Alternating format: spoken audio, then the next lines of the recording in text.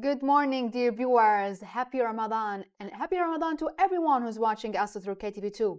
Welcome to a new episode of your morning program, Good Morning Kuwait. And today, as always, we have various segments and special guests that we are so happy and pleased to have them with us this morning. So please keep watching us till the end of the program and never go away. So good morning, Aziz. Good morning to you and good morning our working crew and good morning everyone. Ramadan Kareem for everyone watching us through the KTV2. As usual in our show we have a variety of segments with several reports and even we have a distinguished guest who are going to join us later in our episode.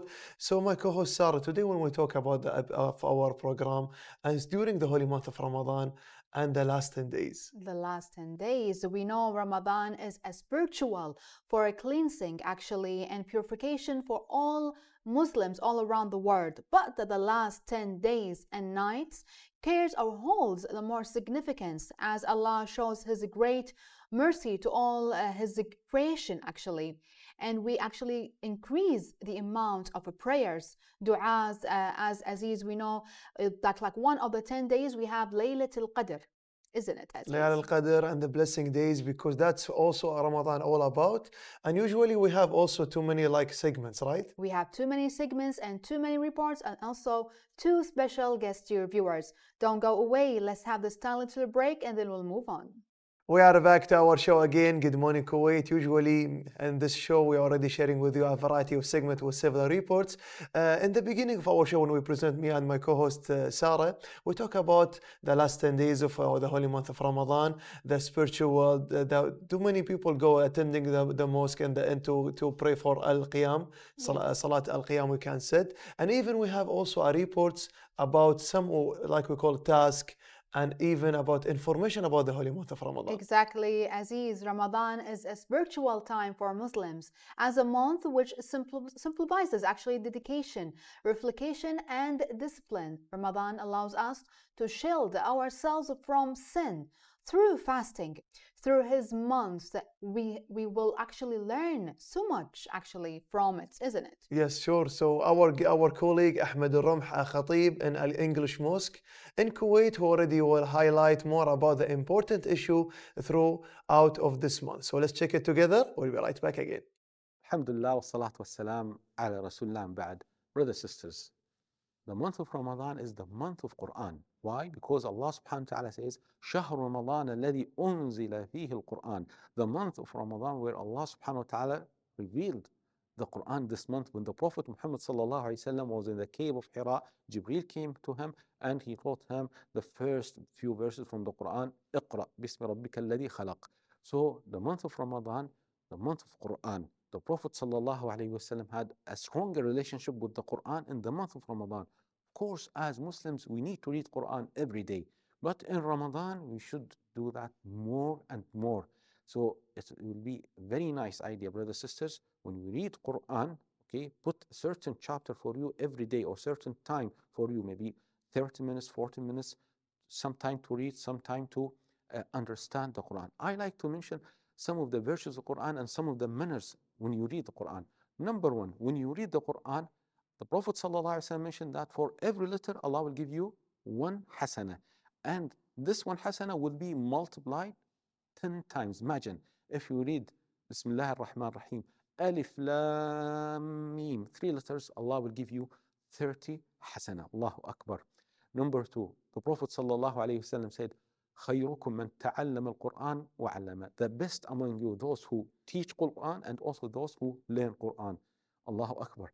Subhanallah, a great virtue from Allah subhanahu wa ta'ala for those who teach Quran and also for those who learn Quran. Sometimes you say, well, I don't know how to read Quran properly. Don't worry. If you learn the Quran, Allah will give you the reward.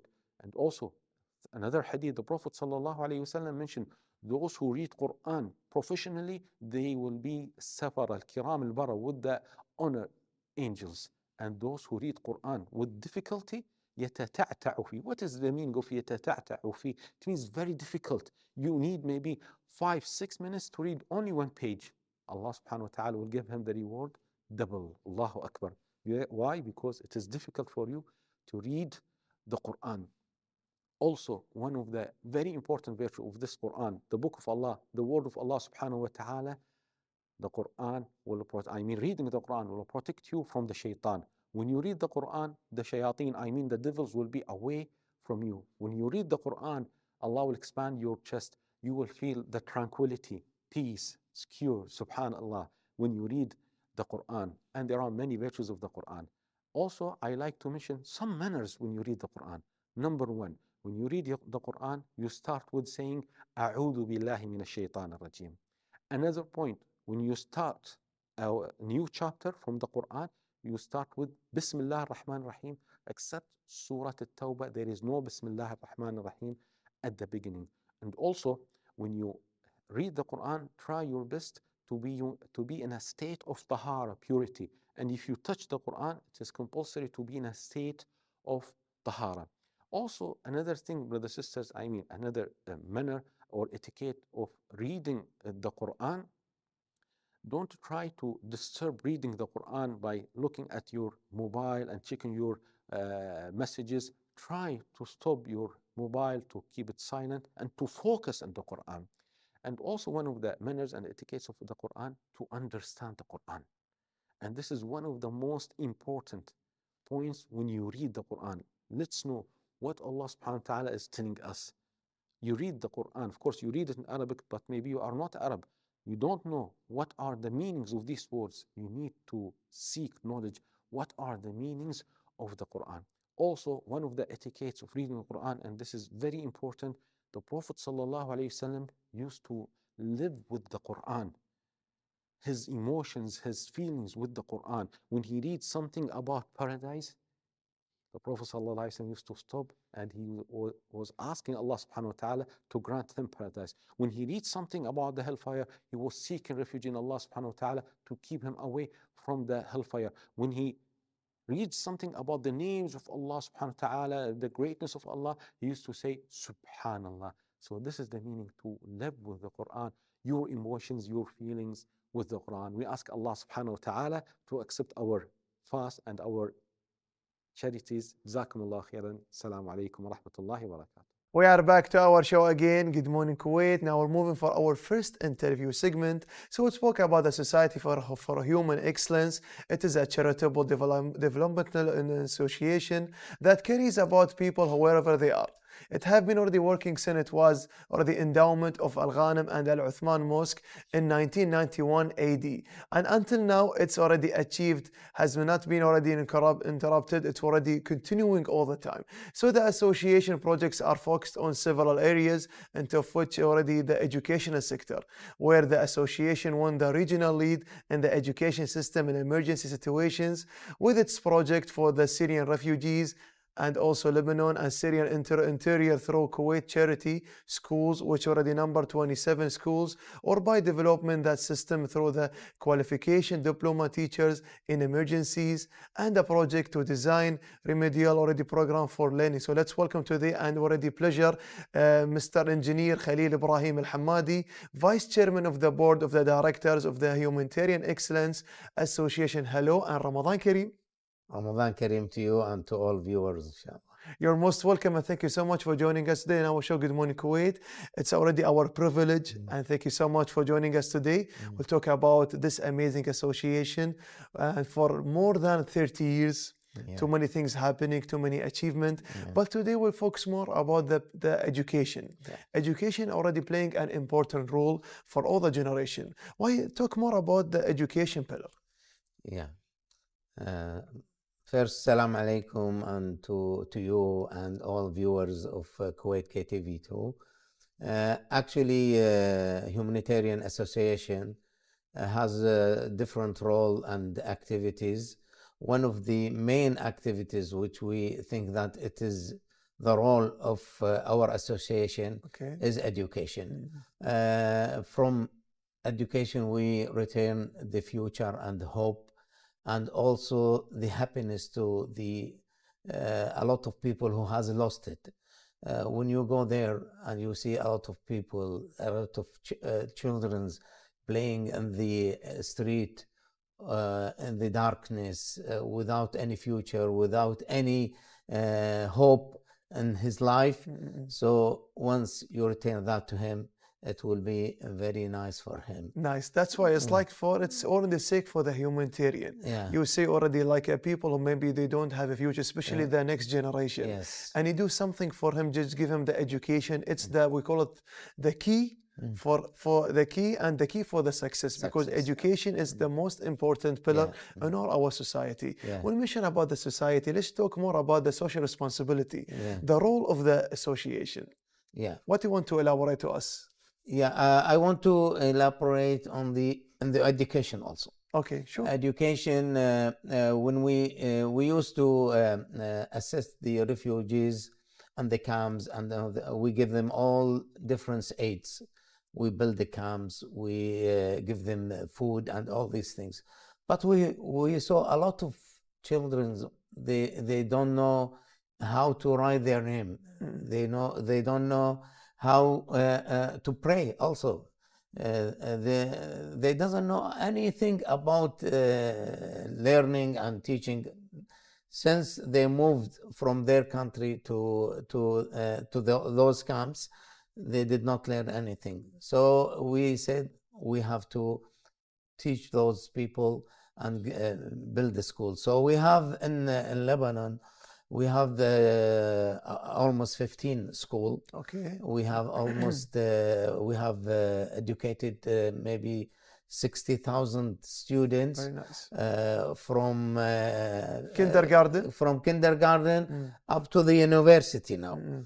We have some of the students, they finished high school and they went to the university, and we are with them step by step. Okay. And when you see them, they have achieved their role. They have achieved and they return the smile to their face, because they were without hope.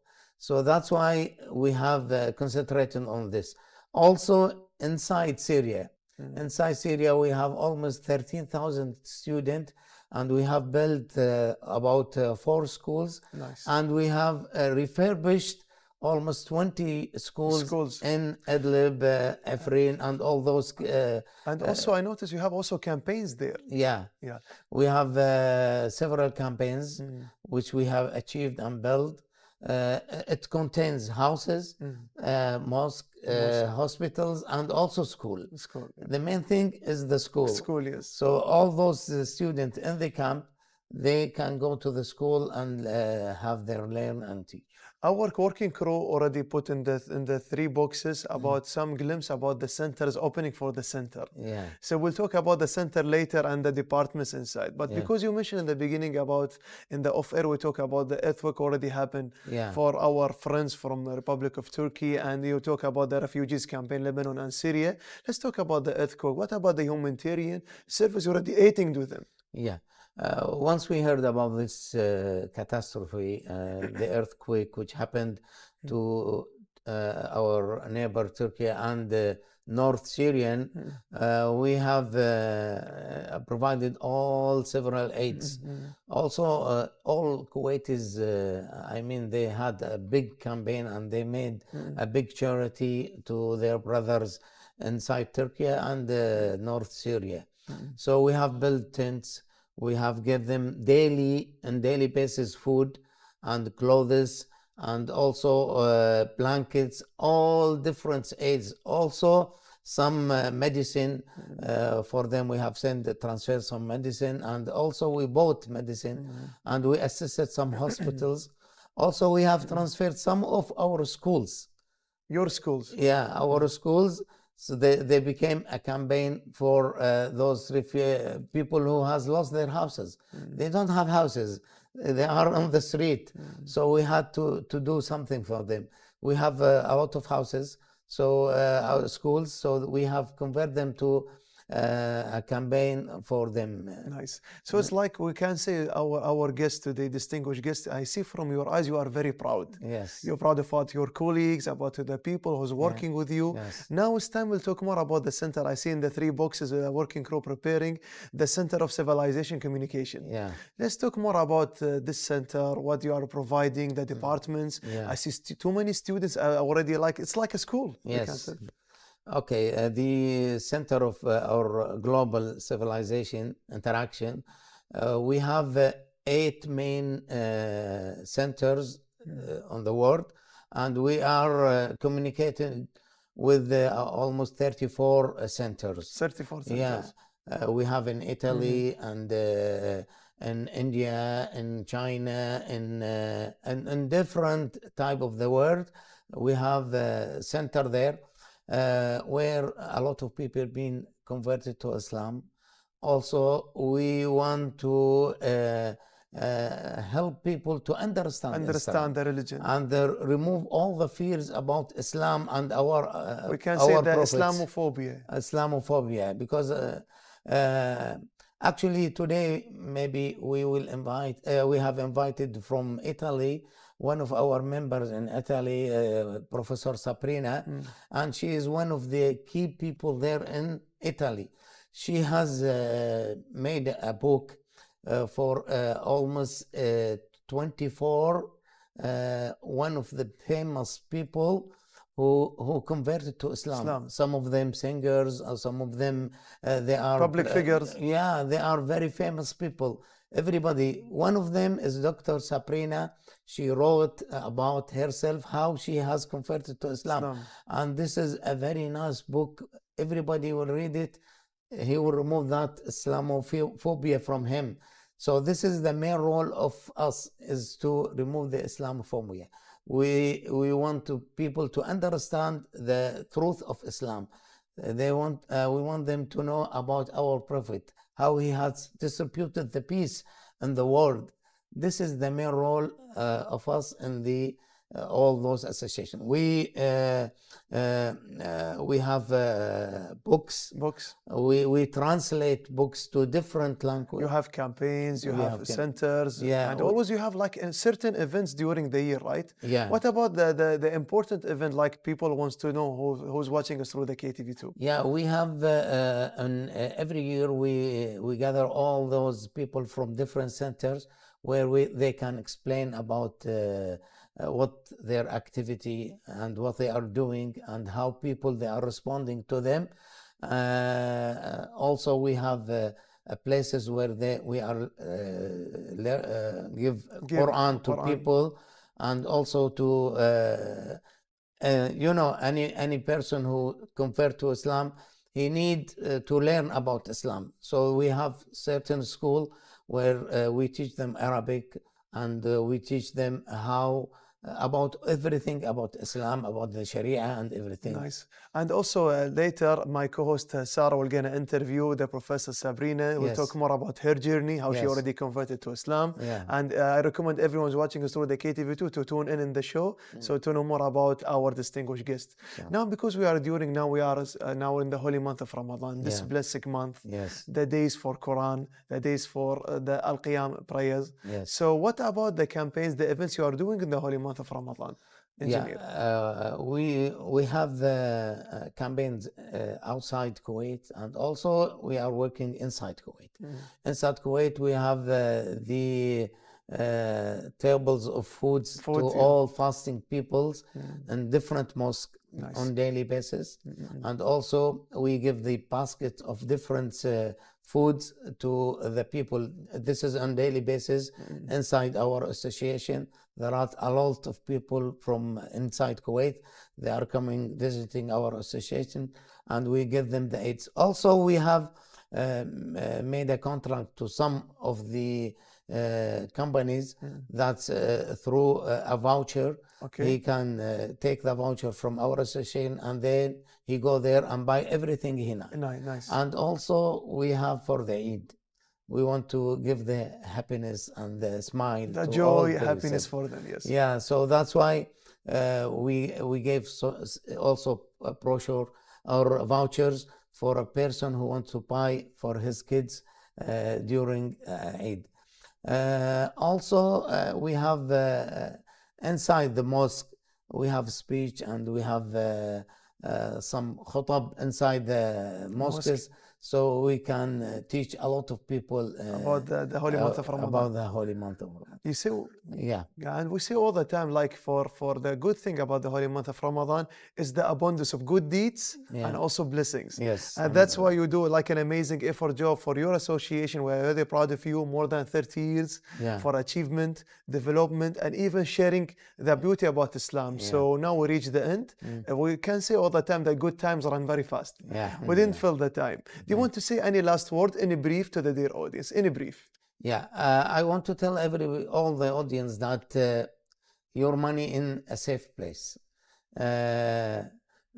When you donate 1 dinar or one thing, that money will go to the needed people. All the association in Kuwait, they are working very hard to transfer all these money, zakat and all these things to the right people, so either inside Kuwait or outside Kuwait. Actually, during the month of Ramadan, we have supported about 40 persons who were supposed to go to jail. Okay, and so we have from the zakat, we have given all these support, so we prevented them to go to jail. And you know how happy, and most of them women, 40 women from Kuwait. So I hope everybody can be pleased on this activity. Amazing. Thank you so much for joining us today. So special thanks to our guest, Mr. Engineer Khalil Ibrahim Al-Hamadi, Vice Chairman of the Board of Directors of a Humanitarian Excellence Association, already sharing with us about their activities, the education pillar, and even more. So dear viewers, let's go, don't go away. Be with us. Let's go to this tiny break. They will continue. And we came back again, dear viewers, with our episode. Actually, we have too many segments, too many reports, and too many beneficial reports. We spoke about nutrition, we spoke about the holy month of Ramadan, and now we're going to move on to another aspect, Aziz. So that's why she already sees those crafting passion for making stuff. She is Qamar Khaja, our colleague. She is already visiting all around in the state of Kuwait to show us too many things happening. So let's go to share with us one of the great segments representing our program. So let's watch it together and we'll be right back again. Welcome back, dear viewers. We're here with Mr. Ahmed. So good morning, Ahmed, and tell us more about sewing igal. How long have you been working with sewing the igals? Good morning, my name is Ahmed and مبارك عليكم الشهر وعساكم العواد إن شاء الله. We are here since 1993, like 30 years ago. MashaAllah, so since you've been here for 30 years with sewing igal, is there like a special kind of igals do you do in this shop? Yes, there are more than like 10 types of igal that we have. And for each Gulf countries, they wear different igal. And here in Kuwait, they have the original igal, which is called miraz. That is the original Kuwaiti igal. Yes, since 1990, they are wearing the same igal. So let's say this is the most famous igal and the special one that's been asked for here in Kuwait, right? Yes. Even in the other regions like Saudi Arabia and the countries aside? Yes, for each country they have different igal that they wear. So Ahmed, tell me more about the names of igals and how are they different from one to another? In Kuwait here, we use igal, it's named Cartier. That's called an Arabic mile extra. Okay. Yes, this is the original Kuwaiti igal since 1990s. This is the igal which they use it in Kuwait here. Yani from old until now they use this one only. Is there another one, like a different kind? Yes, there is something like which have shiny, which they wear it for if they have So some celebrations as well? Celebrations and events. They wear this one because it's shiny and it's nice color. Ahmed, do these igals take time to do, or are they like? It's different, like from one type to another type. For each igal, it have special time to do it. Okay. From 1.5 hours to 2 hours. So you can make, let's say, how many igals in one day? We can make over 15 agal. It depends on how many person we are in the shop that we work together all. So if I want a special kind of agal for special days, let's tell the viewers for this last question that we have, what kind of agals can we ask for in these special kind of days? We can ask about the shine agal, this one. The Okay. crystal lama, its name. And they use it, like I tell you, for celebration or events or like this. And it's nice, yani, and So tell me more about the agals. Are they specific kind of agals that remain longer? And how can I know which kind of agal that can maintain the longest period of time? now we have the original agal of Kuwaiti agal. It stays for 3 or 4 years. Like it depends on you wear it every day or like 1 week to 1 week, like this. And there is more harder agal that which you can wear it more than 8-9 years. And the first thing in the agal depends on the size. Like if the size will be okay, you can wear it like more than 10 years and like this. But there is some shops that make the size like small little, so it come the agal come up, and since you make like this, only the agal will fall down. Okay, so is that good or bad? It's this the first thing that you do in agal, like to see the material of agal, and you choose the thickness of agal. Like it's if you want it thick, like okay. Okay. So if it's thicker and stiffer, that's better for me for future wise. No, the thicker and like this is only you see if yani some people they like the agal to be thicker. Some person they like the agal to be tiny. So it depends on what you wear and what you like to wear. But the thickness and the tiny agal, it's not yani it don't depends on the agal that you wear it 3 or 4 years, or it depends on the material of agal. The material of agal, if it's okay, if it's good, if the quality of agal good, you can wear it more than 4 years or 5 years. Thank you, Ahmed, and thank you, dear viewers, for watching this episode. I've hoped you've learned more about agals and how to maintain them. Stay tuned for more of our episodes here in Good Morning Kuwait. Dr. Sabrina Lee is a noted Italian Muslim philosopher, author, and translator of many Muslim classics into Italian. After a long study of Islam, the Quran, Hadith, biography of the Prophet Muhammad, and history of Muslim civilization, she embraced Islam 13 years ago in the middle of Ramadan. Trained in Latin, Greek, and ancient philosophy for over a decade, with her MA in modern philosophy and PhD in ancient Greek philosophy, Dr. Sabrina has so far translated over 60 Muslim classics, other literary works, novels, and poems into Italian. She has also authored over than half dozen books, including the 2-volume biography of the Prophet Muhammad, peace be upon him.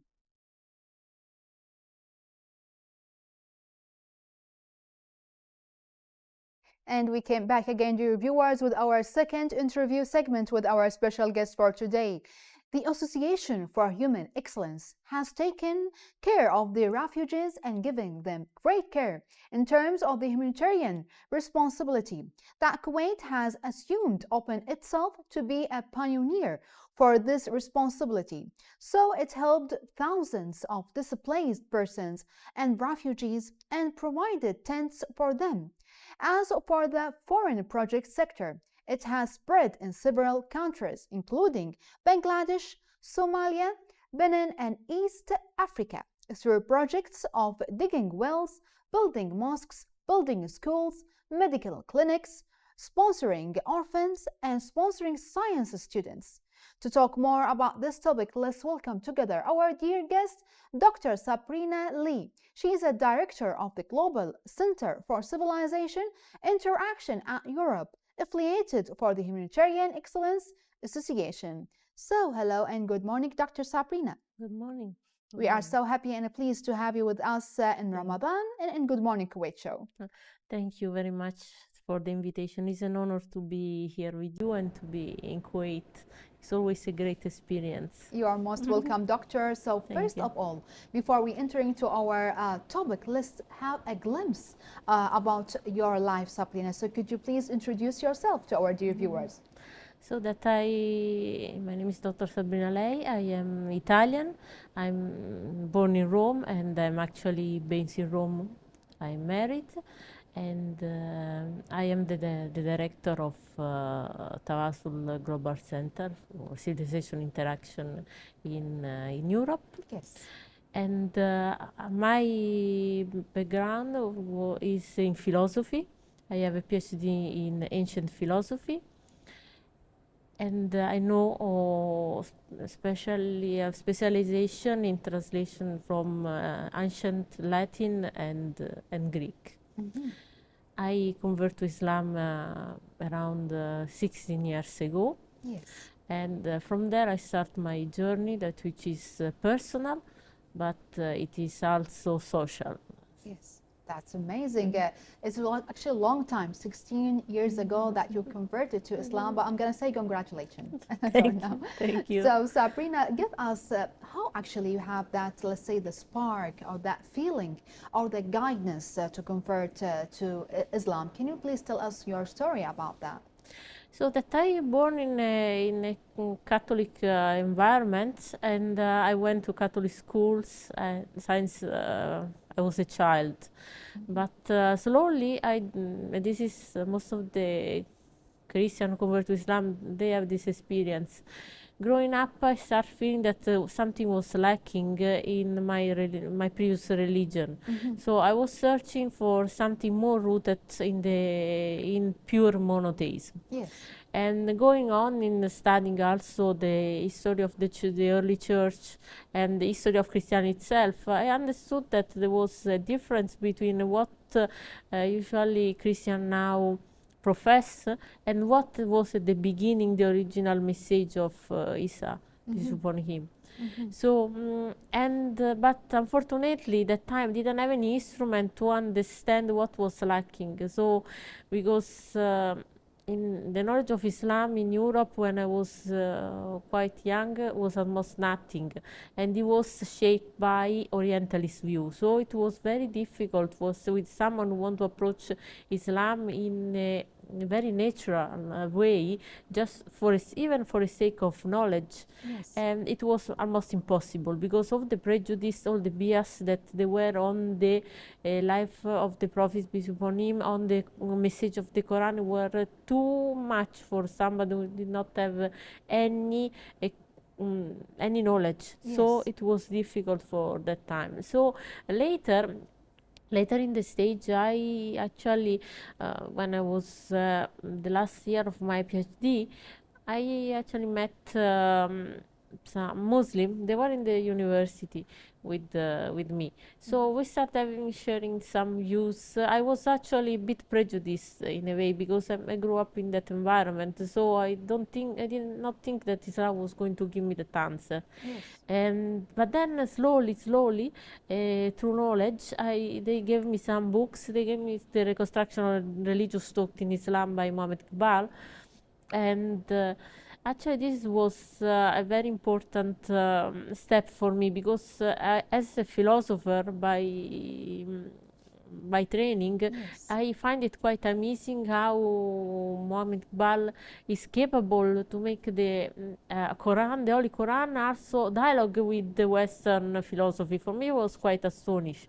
So this was the key to make me more and more eager to know about Islam. So that I read the Ibn Isaac biography of the Prophet, peace upon him. Yes. And slowly I enter in the system. So it took for me 2-3 years to enter in the system. Yeah. Yes, because I needed to absorb and because I was religious even that time. So I didn't come from an atheist background. Yes. So for me it was a bit difficult to understand the difference between the spirituality, Muslim spirituality and Christian one. Yes. But then I understood that the moral values are the same. There is a common word actually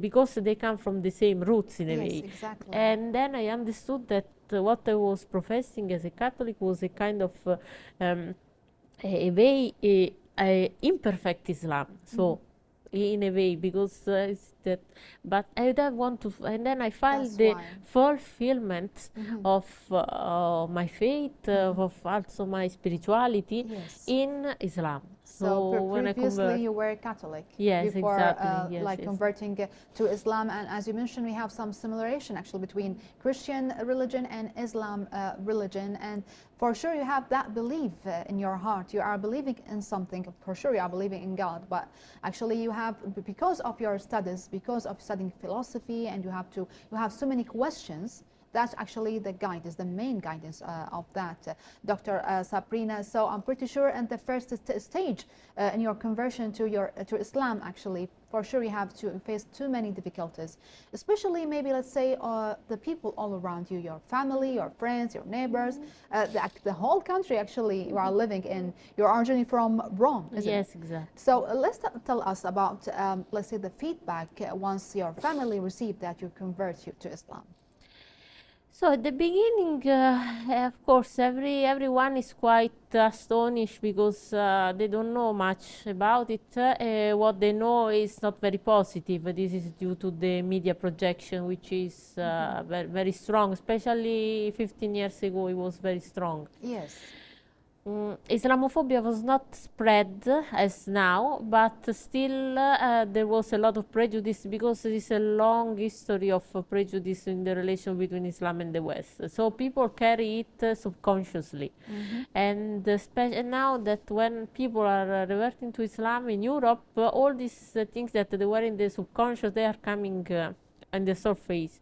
And people feel a bit, they say, because the main problem is among the Europeans is not about the religion itself, but they think that the person is going to change or is going to detach he or herself from the family. Yes. But slowly, I think if a new convert, was my experience, keep balance and keep upsetting sometimes also some question that people just they can pour over you Yes. continuously, and then without getting nervous, and to have also the right answer to give to them. Yes. I think this is also a good way to, because Islam is peace. It gives you balance. Exactly. It gives you moral values. So it makes you a better family member. It makes you a better son, a better daughter.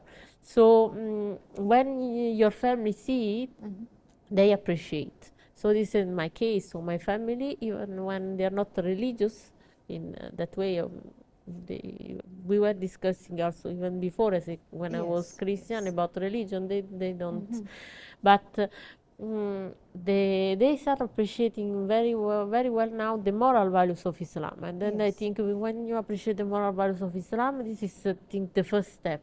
The first step. Yes, because Like for some people the difficulty is to believe in God. Exactly. Yeah, this is So you are inshallah. presenting a good person, a good family member. Yes. As you mentioned, presenting the main Islam, let's say manners, the peace, as you mentioned, a good person. That's why they are still respecting you for sure. And they are actually Absolutely. believing about what you are believing. So, Dr. Sabrina, let's talk about the steps or the stages. You give us a glimpse about that. If you like to elaborate more about the stations of Sabrina's life, let's say, or the steps of converting to Islam. So the first time it was for me a spiritual crisis due to the fact that I start not feeling very easy. I could not feel well in in my own environment, in my Yes. own religious environment. And for a long time, it was 2-3 years, I think I was not practicing. Even when I maintained the faith, I was not practicing Yes. as a Christian as too. But then later, by the grace of God, that I just developed this interest. It was at the beginning a very strong intellectual interest towards Islam. Yes. I was not quite sure that this intellectual interest would have led me to conversion, if I have to be sincere. Because still, as you said, there were a lot of questions still going on in my mind, and especially I could not grasp how in Islam you can, there is no difference between like a layman or a priest, so that everyone has got the same moral responsibility. Yes. Women and men, they, even at different levels, they have the same responsibility towards the faith. Yes. Towards, but for me, that time, growing up in a completely different atmosphere was difficult. I think it was too simplistic at the beginning, and then later understood how deep it is. So how very so, because it gives you a responsibility and a manner that you don't have in other religion. Because yes. We are actually, you are so brave, Dr. Sabrina, and thank you so much for sharing your story. You are actually, let's say, an inspiration for too many people all around, even Muslims as well. Times actually flies so fast, actually. We have to interview, inshallah, in the next episodes in the future. Thank you so much for being here. Thank you very much. Thank you. Thanking our dear guest, Dr. Sabrina Lee. She's a director of the Global Center for Civilization and Interaction at Europe, affiliated for the Humanitarian Excellence Association. She already spoke about how she converted to Islam, how she loved being a Muslim. So, dear viewers, don't go away. Let's have this 10-liter break and then we'll move on.